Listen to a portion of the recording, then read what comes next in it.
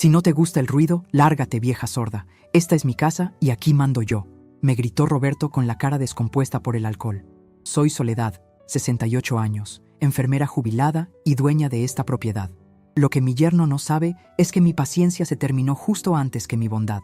Siempre creí que la vejez llegaría como un atardecer suave, sentada en el porche de la casa que mi esposo Antonio y yo construimos ladrillo a ladrillo hace 40 años. Nunca imaginé que mis años dorados se sentirían como una invasión hostil en mi propio territorio. Soy Soledad, aunque últimamente en esta casa parezco ser solo una sombra que estorba. Durante 4 décadas fui jefa de enfermeras en el Hospital Central. Estoy acostumbrada a lidiar con emergencias, con sangre, con dolor y con doctores arrogantes que se creen dioses. Pero nada, absolutamente nada en mi carrera, me preparó para el dolor agudo de sentirme una extraña en el hogar donde crié a mi única hija. La casa es grande, de techos altos y ventanales que dan a un jardín de bugambilias que yo misma planté. Cuando Antonio falleció hace 3 años, el silencio se volvió demasiado pesado.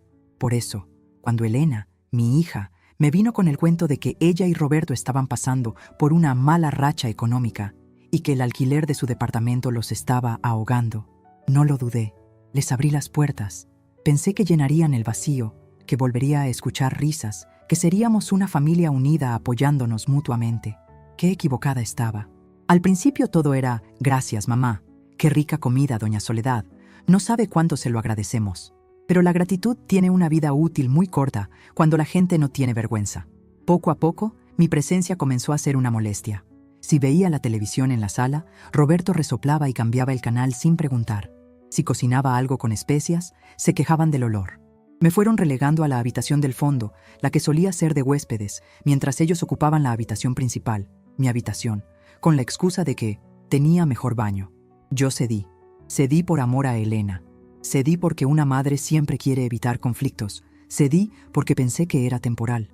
Pero lo temporal se volvió permanente y el respeto se evaporó como agua en el asfalto caliente. Roberto, que al principio se mostraba humilde, empezó a caminar por los pasillos como si fuera un terrateniente, olvidando quién había pagado cada metro cuadrado de suelo que pisaba. Aquella noche de martes fue la gota que derramó el vaso. No era fin de semana, ni feriado, ni cumpleaños de nadie. Simplemente, a Roberto se le antojó invitar a sus amigos del trabajo a ver un partido de fútbol repetido y a beber cerveza como si el mundo se fuera a acabar. Eran las 11 de la noche y el volumen del equipo de sonido hacía vibrar los cristales de mi ventana. El bajo de la música retumbaba en mi pecho, impidiéndome conciliar el sueño, y yo tenía cita médica temprano al día siguiente para revisar mi presión arterial. Intenté aguantar. Me puse tapones en los oídos, me cubrí con la almohada, recé un rosario completo, pero las risotadas y los gritos de gol, mezclados con esa música estridente que no tiene ni melodía, eran insoportables. Me levanté. Me puse mi bata de lana azul y mis pantuflas. Al mirarme al espejo, vi a una mujer cansada, con el pelo gris revuelto, pero con la misma mirada firme que usaba para poner en orden a los internos de medicina en el hospital. Salí al pasillo. El olor a cigarro y a cerveza barata impregnaba mi casa, mi santuario. Llegué a la sala. Había latas vacías sobre la mesa de centro de caoba que Antonio había barnizado con tanto cuidado. Uno de los amigos de Roberto tenía los pies subidos en el sofá de terciopelo. Roberto estaba de pie, con una cerveza en la mano y la camisa desabotonada, riendo a carcajadas. Elena estaba en una esquina, revisando su celular, ajena al caos, o quizás fingiendo que no existía para no tener que lidiar con ello. «Roberto, por favor», dije, tratando de mantener la voz calmada pero firme. «Son más de las 11. Mañana tengo médico y necesito descansar. ¿Podrían bajarle al volumen o terminar la reunión?» Es martes. Se hizo un silencio incómodo. Los amigos de Roberto se miraron entre ellos, algunos con sonrisas burlonas. Roberto se giró lentamente. Sus ojos estaban vidriosos por el alcohol y tenían ese brillo de agresividad que yo había empezado a temer pero que siempre trataba de ignorar. «¿Qué dijiste?», preguntó, acercándose demasiado a mí, invadiendo mi espacio personal. «Que bajen el volumen, Roberto. No se puede dormir con este escándalo». Fue entonces cuando explotó. No fue un reclamo normal. Fue un ataque directo, cargado de un resentimiento que debió haber estado guardando por mucho tiempo. «Ya vas a empezar a joder», gritó, manoteando al aire. «Siempre lo mismo contigo. Uno trabaja todo el día como burro para llegar a casa y tener que aguantar tus quejas». «Roberto, solo pido respeto», intenté interceder. Respeto mis polainas, me interrumpió con un grito que me heló la sangre. Esta es mi casa. Yo pago la luz, yo pago el cable. Si no te gusta el ruido, la puerta está ahí, vieja sorda. Lárgate si tanto te molesta. Sentí como si me hubieran dado una bofetada. No por el insulto de vieja sorda, sino por la frase, esta es mi casa. Miré a Elena.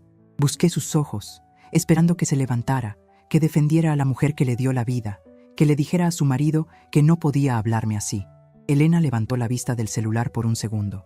Me vio parada ahí, humillada frente a extraños, temblando no de miedo, sino de una furia contenida. Y entonces hizo lo peor que podía hacer. Bajó la mirada de nuevo a su pantalla y se encogió de hombros, como si no hubiera escuchado nada, como si yo fuera invisible. Ese gesto de indiferencia me dolió más que 1000 gritos.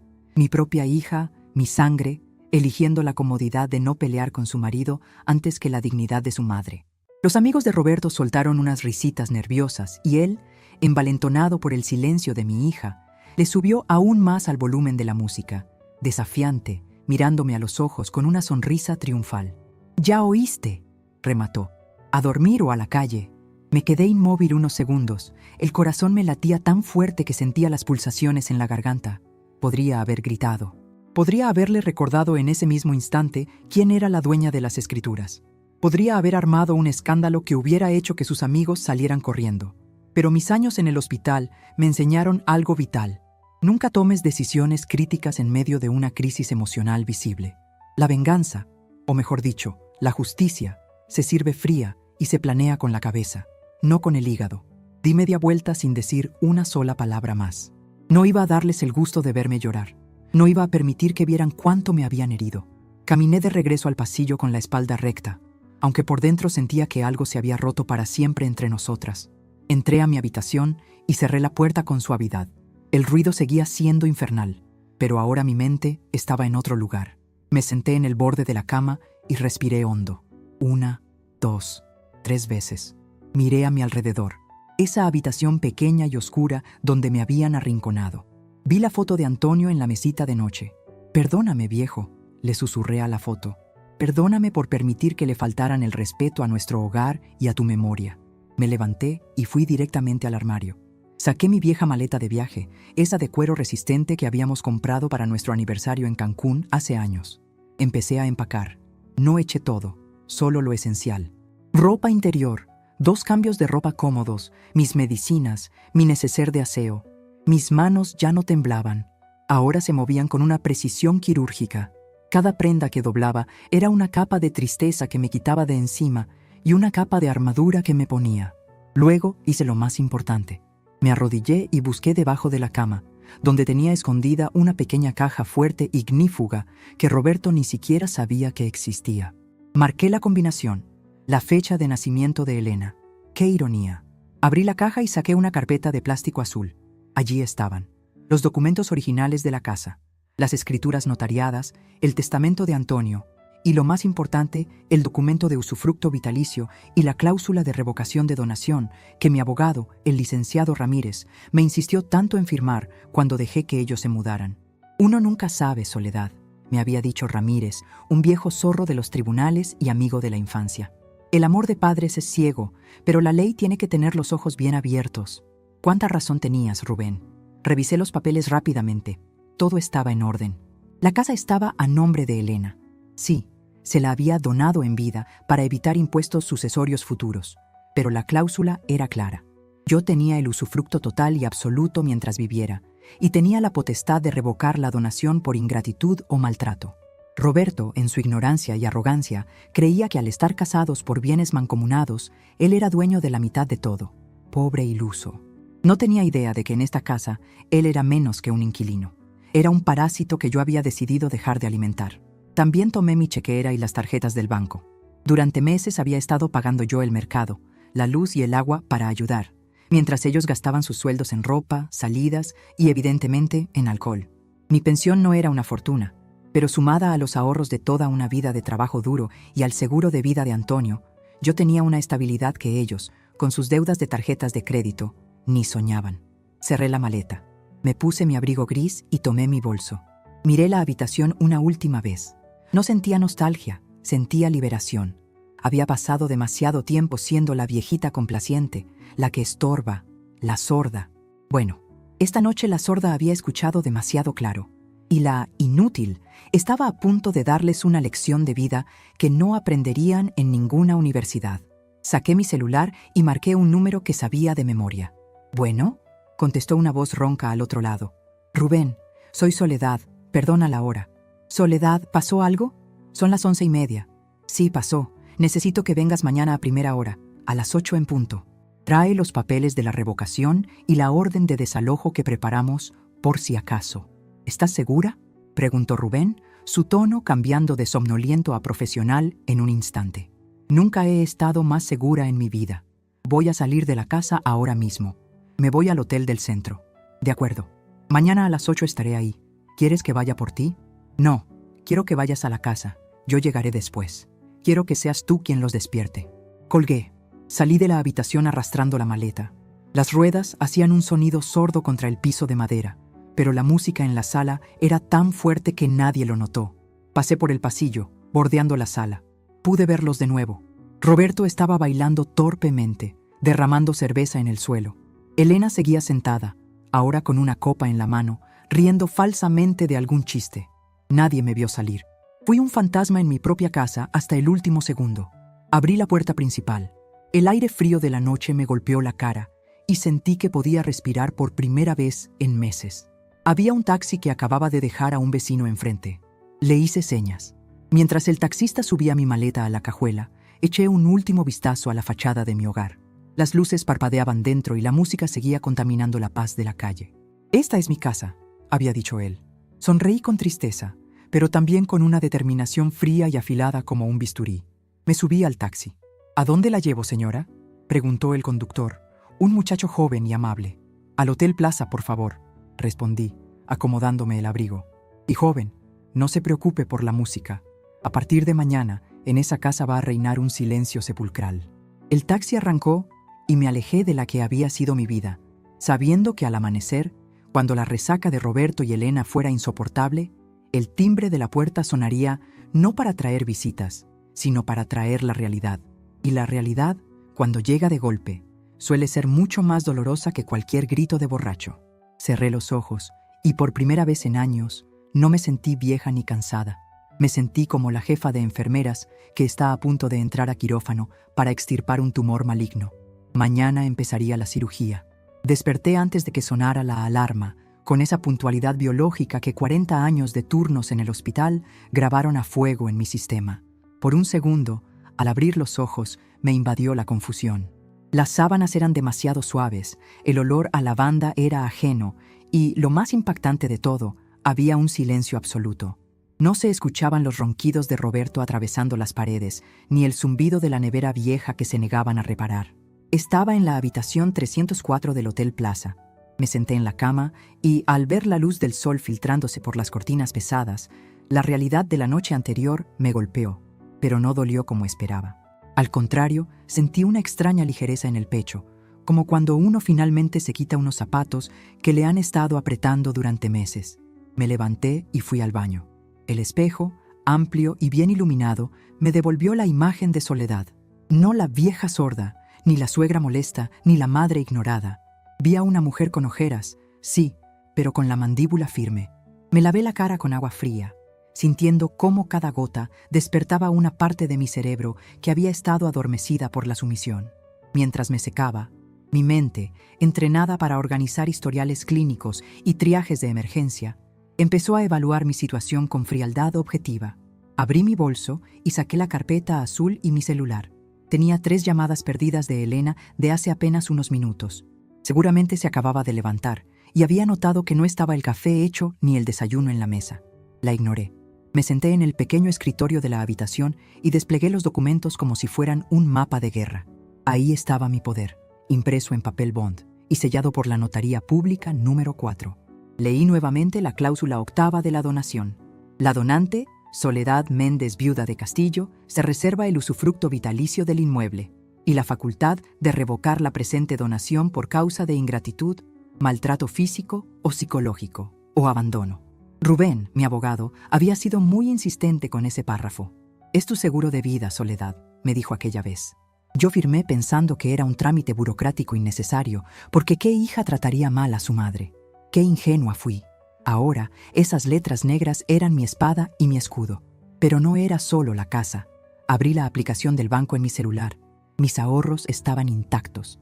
La pensión de Antonio y mi jubilación sumaban una cantidad mensual que me permitía vivir con holgura, viajar si quería o pagar este hotel por meses sin despeinarme. En cambio, sabía perfectamente que las cuentas de Roberto estaban en números rojos. Lo sabía porque he visto los avisos de cobro que llegan al correo y que él esconde rápidamente. Lo sabía porque Elena me había pedido prestado para la tarjeta 3 veces este mes.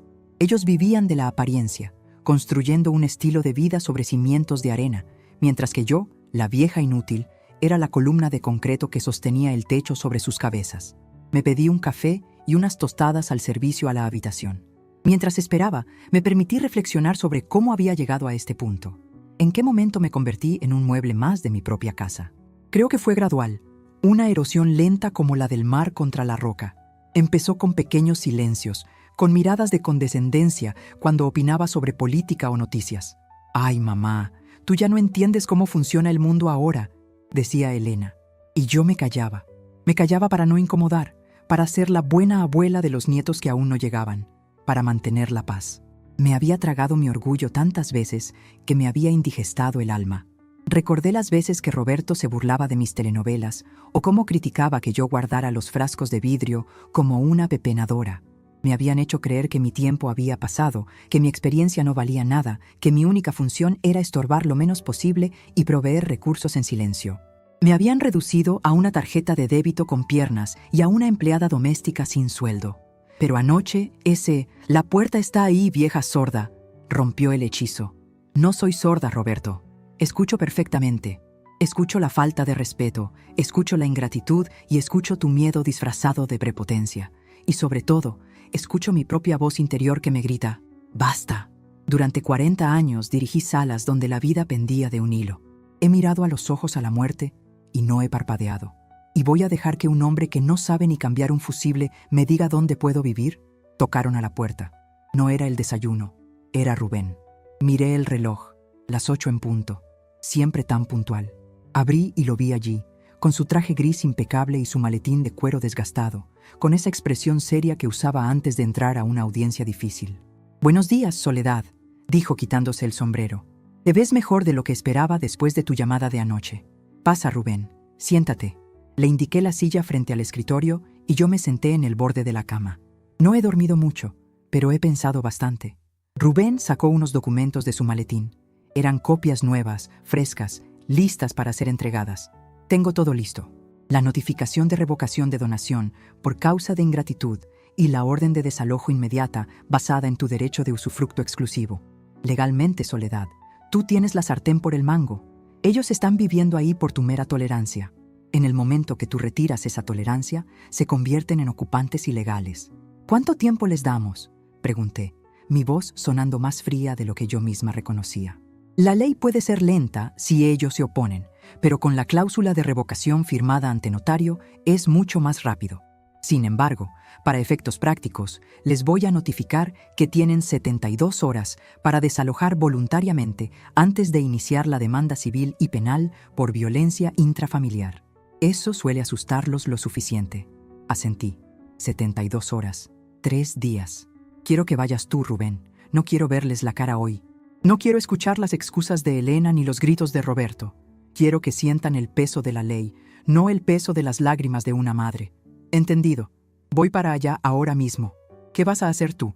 Yo me voy a quedar aquí. Voy a desayunar tranquila. Voy a leer el periódico y luego iré a la peluquería.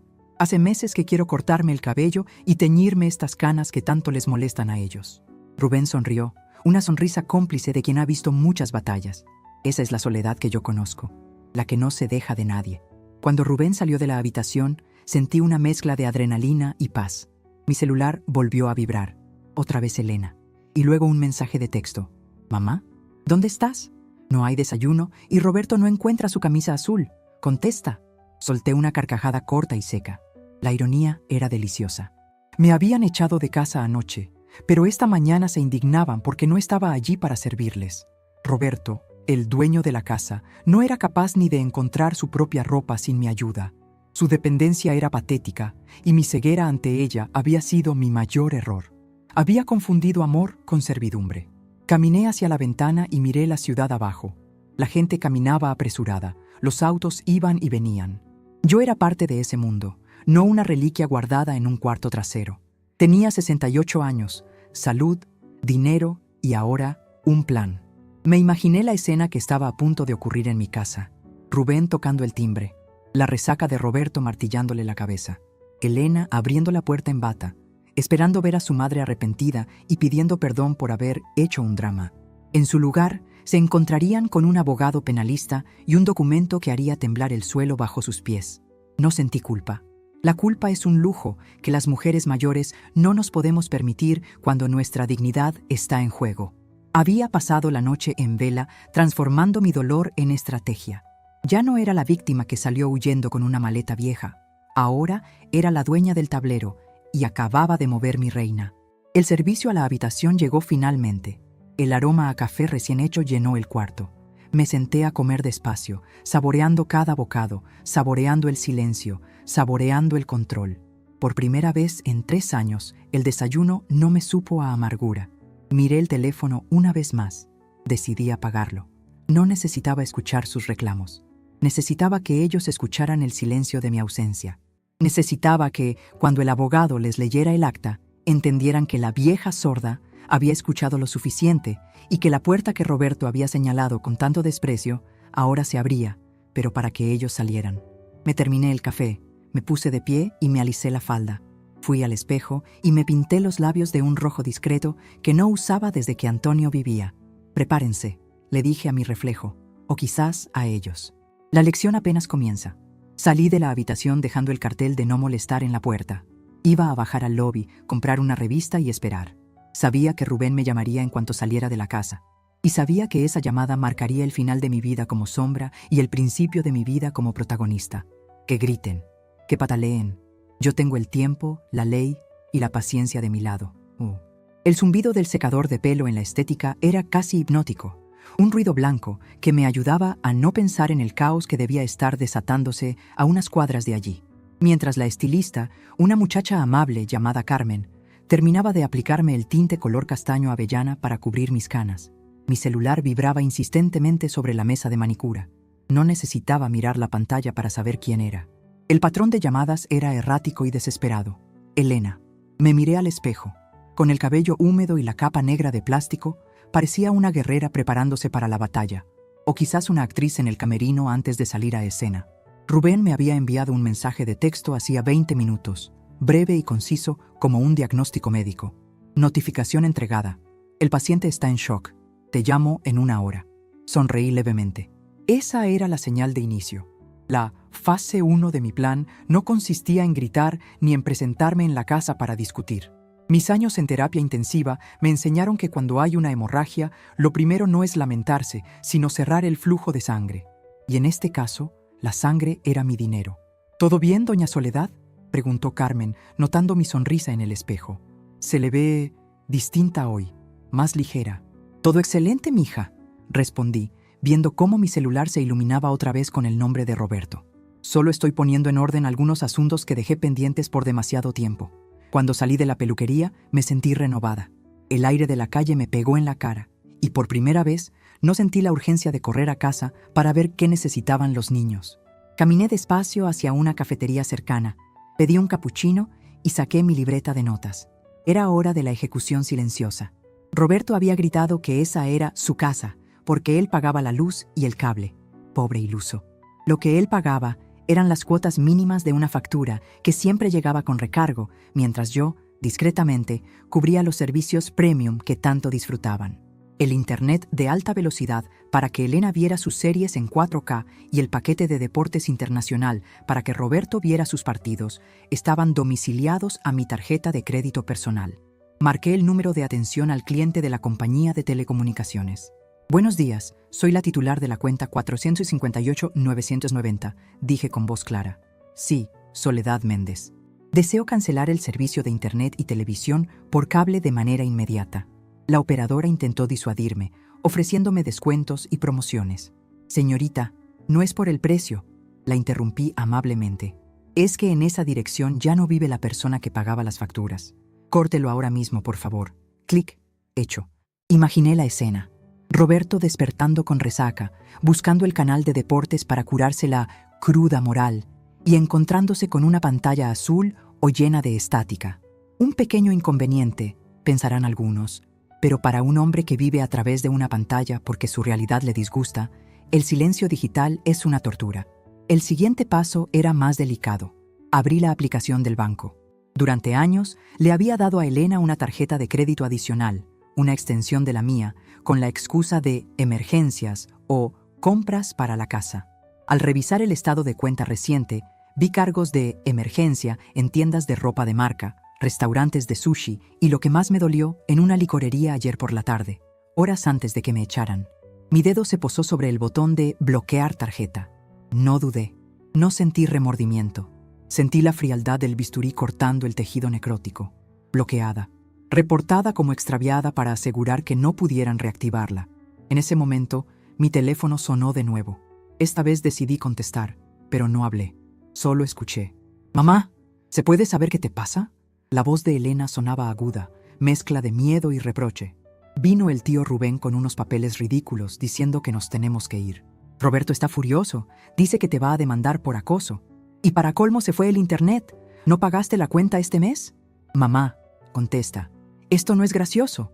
Escucharla me provocó una tristeza profunda, pero no la que te hace llorar, sino la que te hace madurar de golpe, aunque tengas casi 70 años. Mi hija, mi niña, preocupada por el internet mientras su madre dormía en un hotel. Elena, dije, mi voz sonando tranquila, casi dulce. El internet se fue porque la dueña de la cuenta ya no vive ahí. Y sobre los papeles de Rubén, te sugiero que los lean bien. No son una broma. ¿Pero qué dices? Tú no puedes hacernos esto. Roberto dice que... Lo que diga Roberto ya no me interesa, hija. Él dijo que la puerta estaba ahí. Yo la crucé. Ahora les toca a ustedes aprender a mantener su casa. Colgué antes de que pudiera responder. Apagué el teléfono de nuevo. No necesitaba escuchar más. La semilla del pánico ya estaba sembrada. Ahora solo tenía que dejarla germinar. Pasé la tarde paseando por el centro de la ciudad. Entré a una librería y compré 2 novelas que llevaba años queriendo leer, pero que nunca compraba porque era un gasto innecesario. Comí en un restaurante tranquilo, sola, observando a la gente.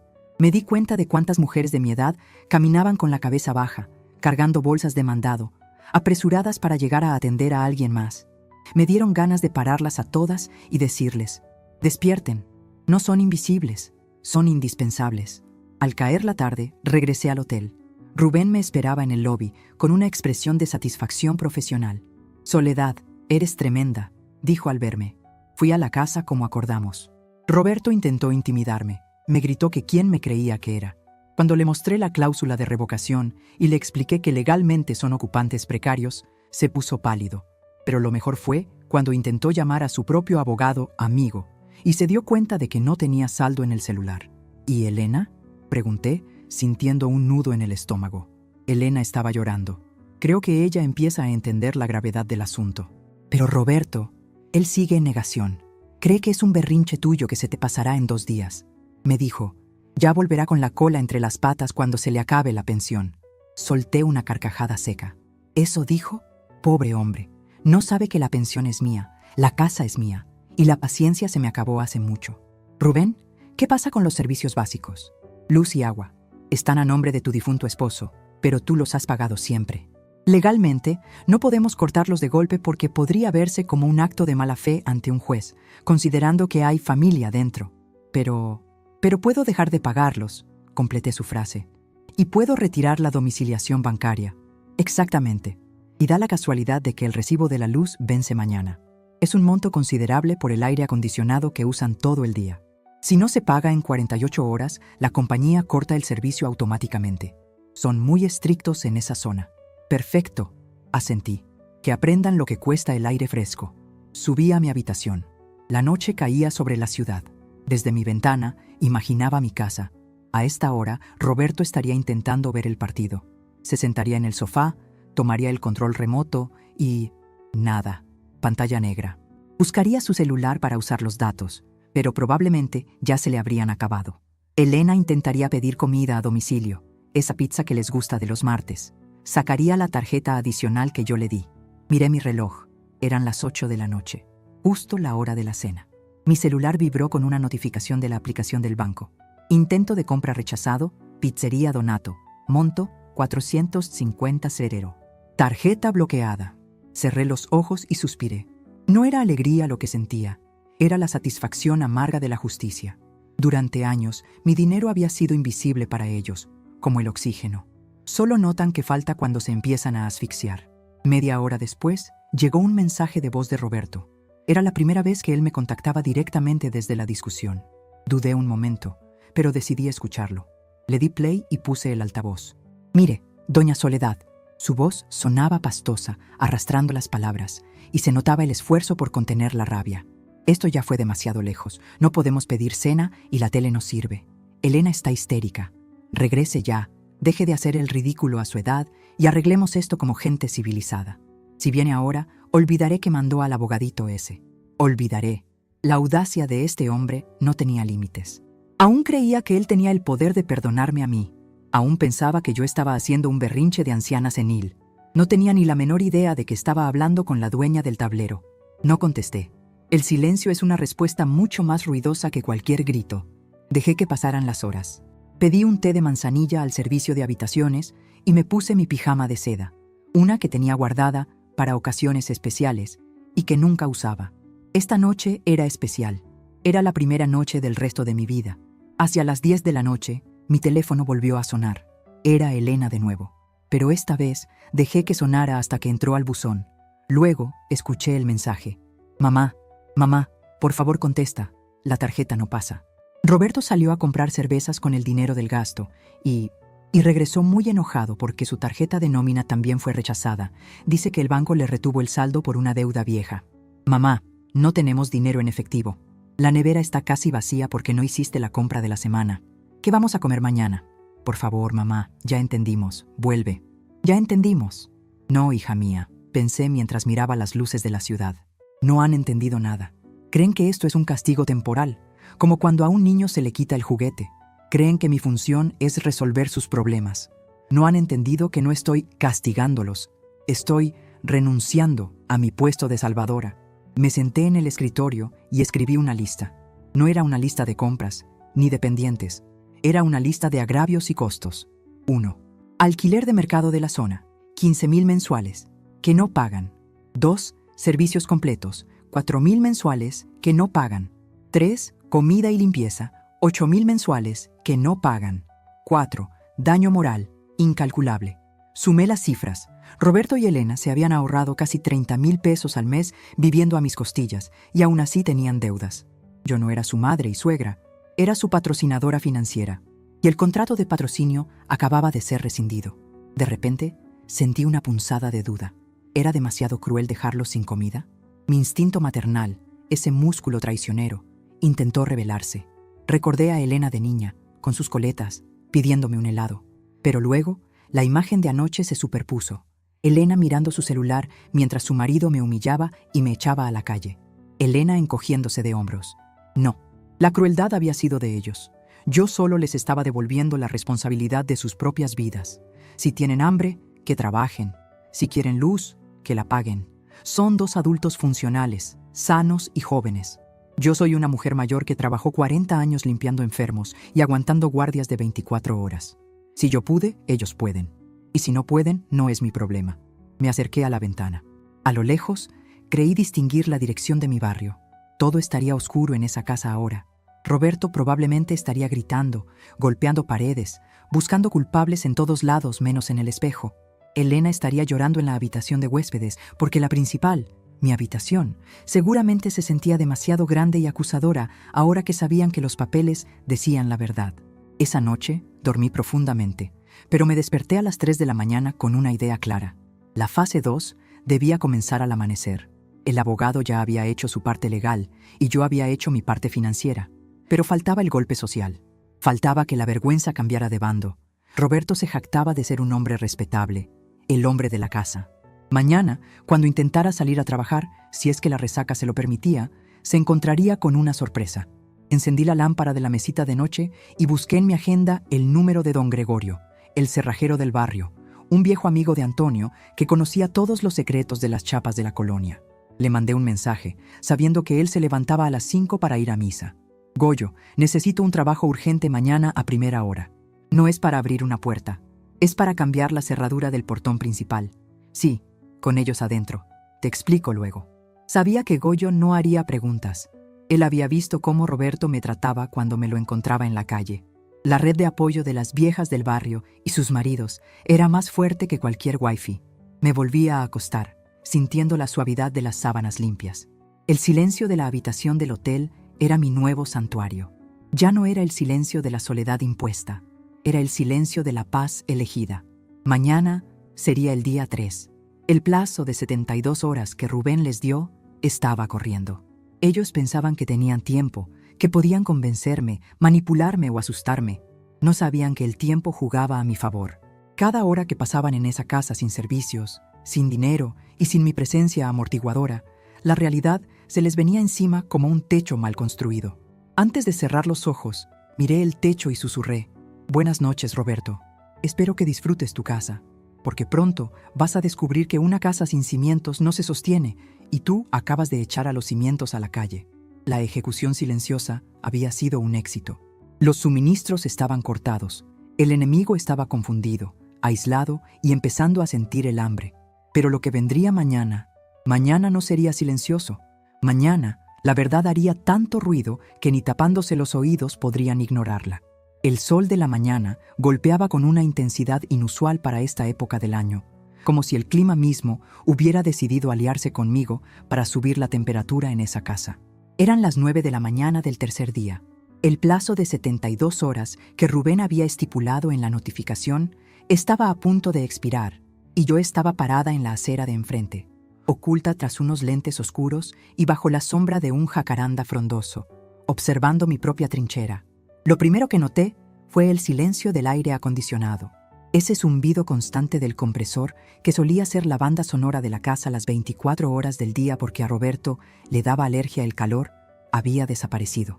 La compañía de luz había cumplido su amenaza automatizada al amanecer. Imaginé el interior de la casa, un horno de ladrillo y cemento acumulando el bochorno, con la nevera descongelándose lentamente y convirtiendo los pocos alimentos que quedaban en un caldo tibio. Vi movimiento en la ventana de la sala. Las cortinas se agitaron con brusquedad. Seguramente buscaban una brisa que no existía. Me ajusté el bolso al hombro. Me sentía tranquila, con esa calma fría que precede al momento de entubar a un paciente crítico. Sabes que va a doler, sabes que es violento, pero sabes que es la única forma de salvar la situación, o en este caso, de salvarme a mí misma. Crucé la calle. Mis tacones resonaban con autoridad sobre el asfalto. Al llegar al portón de rejas negras, vi el trabajo impecable de Goyo. El viejo cerrajero había madrugado. Donde antes había una cerradura simple que Roberto abría con desdén, ahora brillaba un cerrojo de seguridad de doble cilindro, y en los portones del garaje, una cadena gruesa con un candado industrial impedía que sacaran el auto. Goyo había dejado una nota discreta pegada en el buzón para mí, con las nuevas llaves dentro de un sobre sellado que recuperé con rapidez. Toqué el timbre. Silencio. Claro, no había electricidad. Toqué de nuevo, esta vez usando mis nudillos contra el metal hueco del portón, un sonido seco y demandante. ¡Ya va!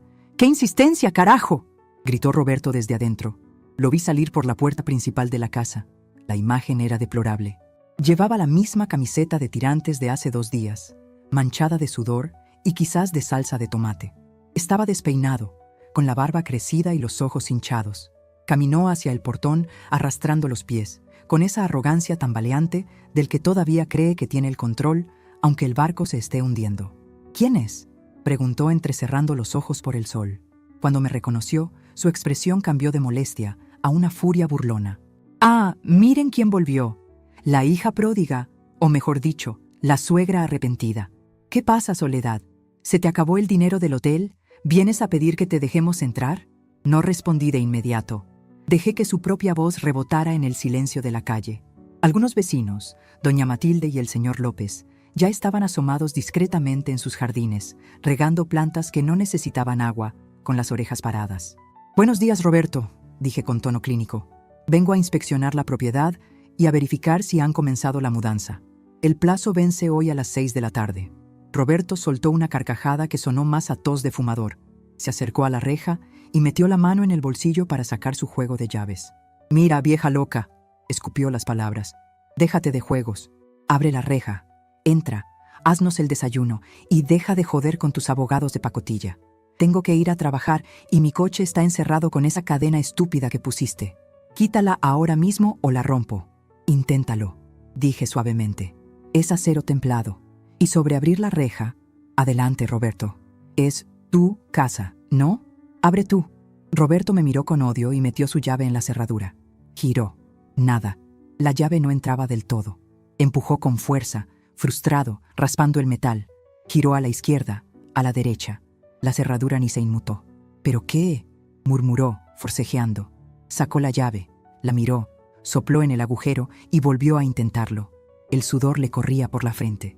«¿Qué le hiciste a la chapa?» «Cambié la combinación, Roberto, por seguridad. Ya sabes, hay mucha gente indeseable rondando el barrio últimamente». «Estás demente», gritó sacudiendo la reja con ambas manos como un prisionero. «Esto es secuestro. Voy a llamar a la policía». «Por favor, hazlo», le animé, sacando mi celular. «¿Tienes saldo? ¿O quieres que te preste mi teléfono? La policía estará encantada de ver la orden judicial que traigo en este bolso y de explicarte la diferencia entre secuestro y propietario asegurando su inmueble. Por cierto, la puerta peatonal no tiene seguro por dentro. Puedes salir cuando quieras. Lo que no puedes es sacar el auto, ni volver a entrar si sales sin mi permiso». En ese momento, la puerta de la casa se abrió de nuevo y salió Elena. Si Roberto se veía mal, mi hija se veía devastada. Llevaba una bata ligera y se abanicaba con una revista. Tenía el maquillaje corrido y se notaba que había llorado. Al verme, corrió hacia la reja. «Mamá», su voz se quebró. «Mamá, por Dios, esto es inhumano. Hace un calor infernal ahí dentro. Se echó a perder la leche. No tenemos agua fría, no hay internet, no hay tele. Roberto no puede ir a trabajar así». «Elena, tienes 35 años», respondí, sintiendo una punzada en el corazón que reprimí de inmediato. «Si tienes calor, abre las ventanas. Si se dañó la leche, ve a la tienda y compra más. Tienes piernas». «No tengo dinero», chilló agarrándose de los barrotes. «Bloqueaste las tarjetas. Roberto no tiene acceso a su cuenta». «Mamá, tenemos hambre». «¿Hambre?», pregunté alzando una ceja. «Qué curioso. Yo tuve hambre de afecto y respeto en esta casa durante 3 años, y ustedes nunca se dieron cuenta. El hambre física se quita comiendo, Elena. El hambre de dignidad es más difícil de saciar». Roberto, al ver que sus gritos no funcionaban y que los vecinos empezaban a murmurar, intentó cambiar de táctica. Se pasó la mano por el cabello sucio y trató de poner esa sonrisa encantadora que usó cuando vino a pedirme la mano de mi hija. «Suegra, mire, Soledad», bajó la voz intentando sonar razonable. «Nos exaltamos el otro día. Fue el alcohol, el estrés. Usted sabe, pero esto es excesivo. Somos familia. No puede dejarnos en la calle. Mire, le prometo que le bajaremos al volumen. Le devolveremos su cuarto. ¿Sí? Vamos a abrir esto. Entremos, tomemos una limonada y hablemos como gente civilizada». Lo miré fijamente. Vi el miedo detrás de sus ojos. No era arrepentimiento, era pánico financiero. Era el terror del parásito cuando se da cuenta de que el huésped ha muerto. «Roberto», dije, acercándome a la reja hasta quedar a centímetros de su cara. «Tú dijiste, la puerta está ahí. Yo solo te tomé la palabra.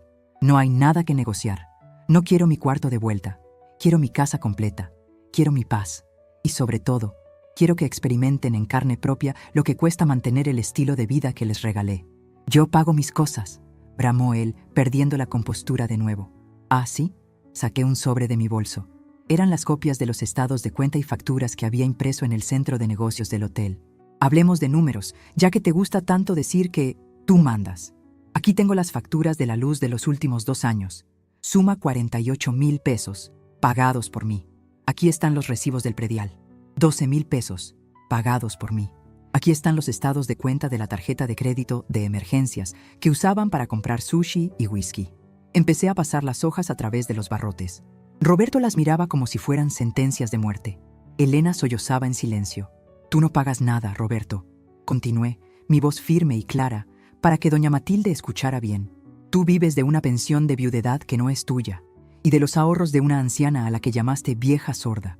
Bueno, Esta vieja sorda sabe sumar y restar mejor que tú, y el saldo es que me deben una fortuna.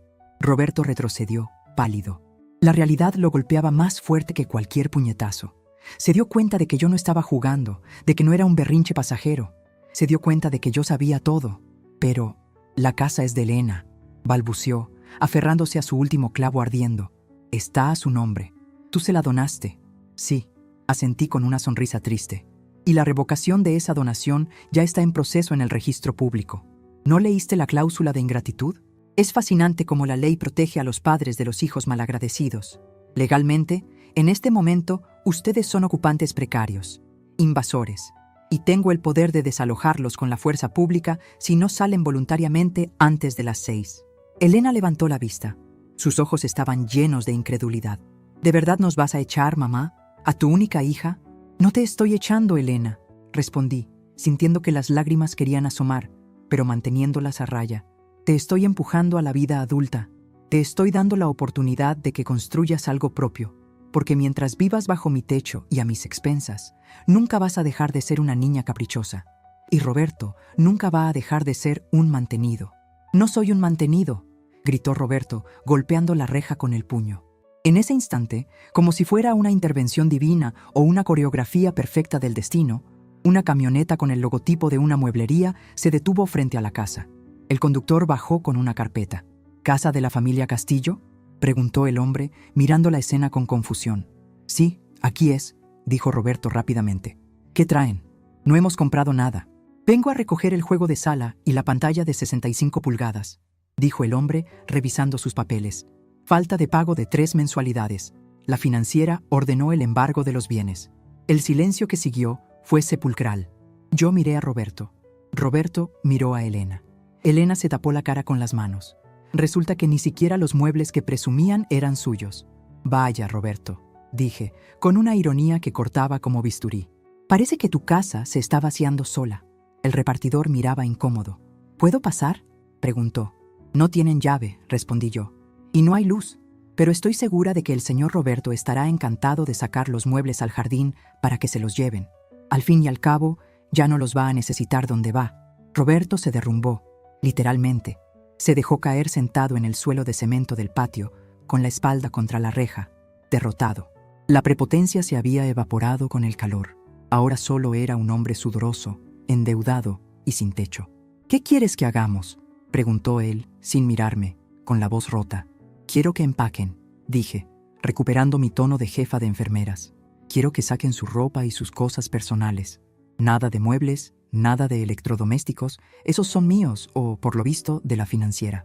Quiero la casa vacía de su presencia a las 6 de la tarde.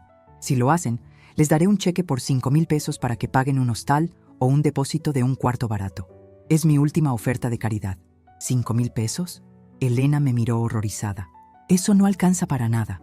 Es más de lo que tenían ayer, repliqué. Y es mucho más de lo que merecen. Tómenlo o déjenlo. Si a las 6 no están fuera, entra la policía y no hay cheque. Di media vuelta. No esperé su respuesta. No la necesitaba. Sabía que no tenían opción. Caminé hacia la esquina donde pasaban los taxis, sintiendo la mirada de los vecinos en mi espalda. Ya no me miraban con lástima, como a la pobre viuda que vive con el yerno grosero. Me miraban con respeto, con miedo, incluso. Al subir al taxi, el conductor me miró por el retrovisor. ¿Todo bien, señora? Se ve usted muy seria. Todo excelente, joven, respondí, abriendo la ventanilla para que me diera el aire. Solo estoy haciendo una limpieza profunda, sacando la basura acumulada de años. Mientras el auto se alejaba, vi por el espejo lateral cómo el camión de la mueblería esperaba y cómo Roberto, lento y vencido, se levantaba para abrir la puerta peatonal. La imagen de su derrota no me dio alegría, pero me dio una paz inmensa. Había recuperado mi voz. Había recuperado mi poder. Regresé al hotel, pero no subí a la habitación. Me senté en el lobby y pedí un café. Rubén llegó media hora después. Me llamó el abogado de Roberto, dijo Rubén, sentándose frente a mí con una sonrisa de oreja a oreja. Bueno, un amigo suyo de la facultad. Me preguntó si la orden de desalojo era real. Cuando le mandé las fotos de los documentos notariados, le aconsejó a Roberto que aceptara cualquier trato que le ofrecieras y que saliera corriendo. Dice que no tienen ni un peso para pelear esto en tribunales. Les ofrecí 5,000 pesos si se van hoy a las 6, le conté. Rubén soltó una carcajada. Eres dura, Soledad, muy dura, me gusta. No soy dura, Rubén, soy justa. La vida ha sido dura conmigo últimamente. Yo solo estoy equilibrando la balanza. ¿Y qué vas a hacer cuando se vayan?, preguntó él, poniéndose serio. La casa va a estar vacía. ¿No te sentirás sola? Pensé en esa pregunta. ¿Sola? Llevaba 3 años sintiéndome sola estando acompañada. Llevaba 3 años siendo invisible en una casa llena de ruido. No, Rubén, respondí, mirando hacia la calle llena de luz.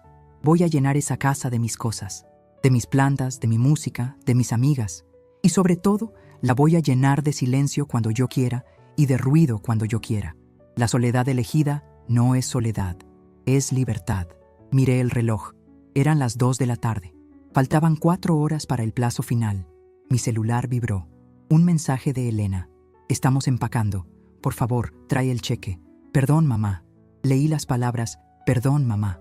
Hace una semana, esas palabras me habrían hecho correr a abrazarla, a decirle que no pasaba nada, a sacar la chequera para arreglar sus desastres. Hoy las leí con la frialdad de quien lee un diagnóstico tardío. El perdón es bienvenido, pero no cura la enfermedad ni borra la cicatriz. Rubén, dije, levantándome, prepara el documento de entrega de llaves. Quiero que firmen que recibieron la casa en buen estado y que se van voluntariamente. No quiero sorpresas futuras. A la orden, jefa. Salimos del hotel. El sol empezaba a bajar, pintando el cielo de tonos naranjas y violetas.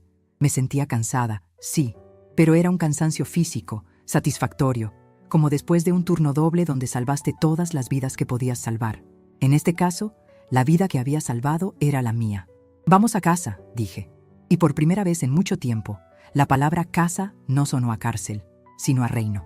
Un reino que había sido usurpado, pero cuya reina acababa de regresar del exilio con el ejército completo. Al llegar a la cuadra, vi que el camión de la mueblería ya se había ido.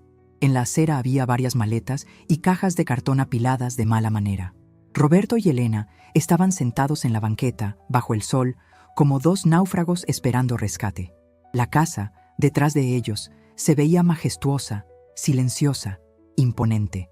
Bajé del auto de Rubén antes de que se detuviera por completo. Caminé hacia ellos. No como madre, no como suegra. Caminé como la dueña. ¿Listos?, pregunté.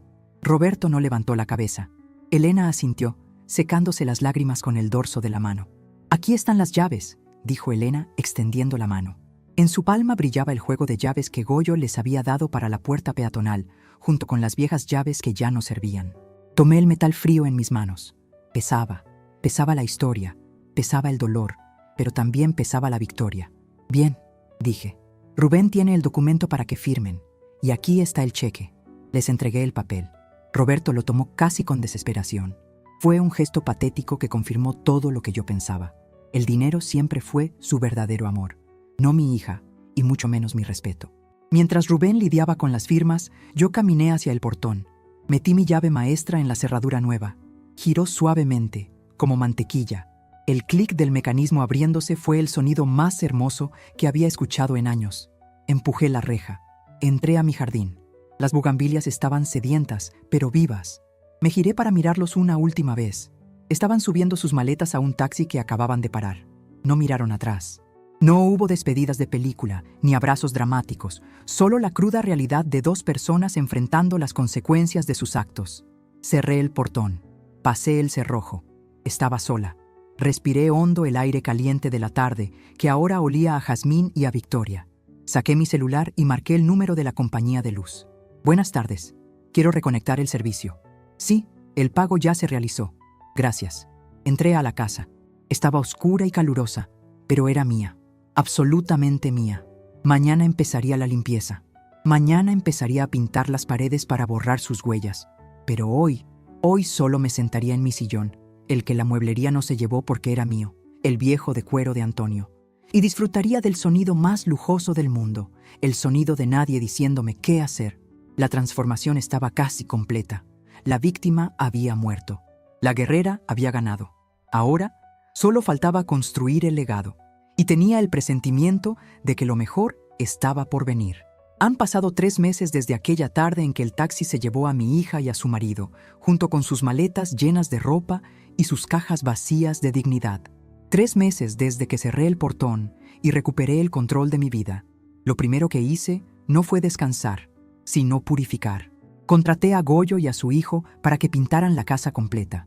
Elegí un color blanco hueso para la sala, luminoso y limpio, para tapar esas manchas de grasa y humedad que la desidia de Roberto había dejado crecer en las esquinas. El olor a pintura fresca reemplazó al olor rancio de tabaco y cerveza. Pagué para que lavaran los sofás a profundidad y tiré a la basura el colchón de la habitación principal. Me compré uno nuevo, ortopédico, de esos que anuncian en la televisión y que siempre pensé que eran un lujo innecesario. Qué equivocada estaba. Dormir sin dolor de espalda y, sobre todo, dormir sin preocupaciones es la mejor inversión que una mujer de mi edad puede hacer. Ahora, cuando me despierto, lo hago con la luz del sol entrando por mi ventana, esa que da al jardín que he vuelto a llenar de vida. Mis bugambilias, agradecidas por el agua y el abono que les negaron durante años, han estallado en un color fucsia vibrante que parece celebrar mi victoria.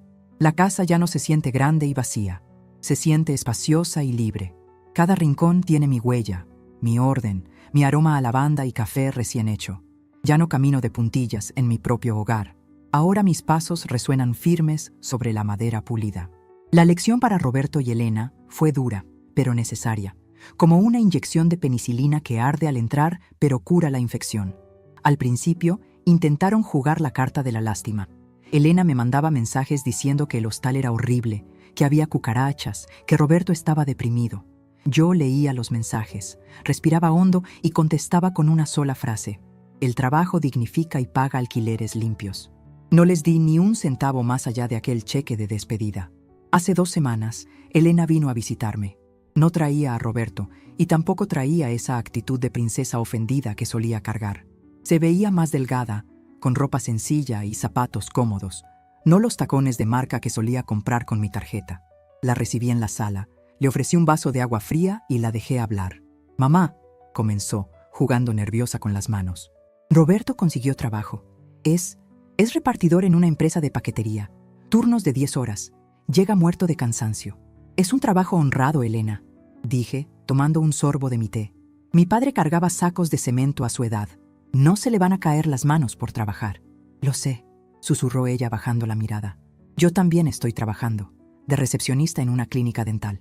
La paga no es mucha, pero nos alcanza para un departamento pequeño en la colonia San Rafael. Es un solo cuarto, pero es nuestro». Hubo un silencio, pero no fue tenso como antes. Fue un silencio de reconocimiento. Por primera vez en años, vi a mi hija no como una niña caprichosa, sino como una mujer enfrentando la realidad. «Roberto dejó de beber», dijo de pronto mirándome a los ojos. «No le alcanza para el alcohol, y dice que si llega crudo lo despiden. Está más tranquilo, mamá, aunque te tiene miedo. Dice que eres una bruja». Solté una carcajada genuina que resonó en las paredes limpias de mi sala. ¿Una bruja? Bueno, prefiero ser la bruja del cuento que la sirvienta del castillo. Dile que si el miedo lo mantiene sobrio y trabajando, entonces me alegra ser su pesadilla. Elena sonrió tímidamente. Al despedirse, intentó pedirme dinero prestado para completar el depósito del gas. Me detuve en la puerta. La miré con ternura pero con firmeza, y negué con la cabeza. «No, hija. Si te doy el dinero, te robo el orgullo de conseguirlo tú misma. Resuélvanlo. Sé que pueden». La vi irse caminando hacia la parada del autobús. No sentí culpa. Sentí orgullo. Al cerrarles la puerta de mi casa, les abrí la puerta de la madurez. Les hice el favor más grande de sus vidas: obligarlos a crecer. Pero mi transformación no se quedó solo dentro de estas 4 paredes. La soledad, cuando es elegida, se convierte en un imán para nuevas compañías. Decidí que esta casa, tan grande y hermosa, no podía ser solo un mausoleo para mis recuerdos. Tenía que ser un centro de vida. Empecé invitando a doña Matilde a tomar café los jueves. Luego se unió Carmen, la de la estética, que cerraba temprano para venir. Y poco a poco, mi sala se llenó de mujeres. Mujeres como yo, viudas, jubiladas, abuelas que a veces se sentían invisibles en sus propias familias. «Ay, Soledad, es que en mi casa ya no me dejan ni opinar de la comida», me contaba doña Lucha un día.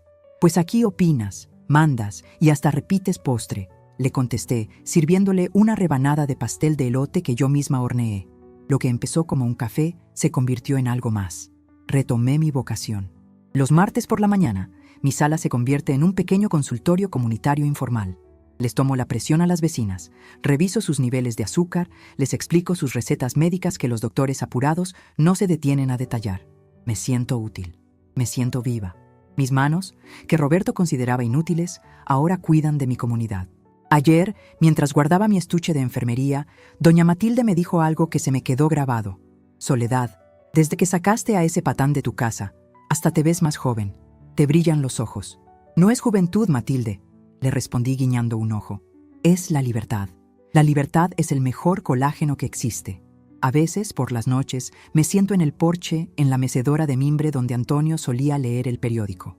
Miro la calle tranquila, escucho el sonido de los grillos y pienso en todo lo que pasó. Pienso en la Soledad de hace unos meses, esa mujer asustada que se ponía tapones en los oídos para no molestar. Me dan ganas de abrazarla y decirle, aguanta un poco más, ya vas a despertar. He aprendido que la vejez no es una condena a la irrelevancia. Nos han vendido la idea de que después de los 60 solo servimos para cuidar nietos y tejer chambritas en silencio.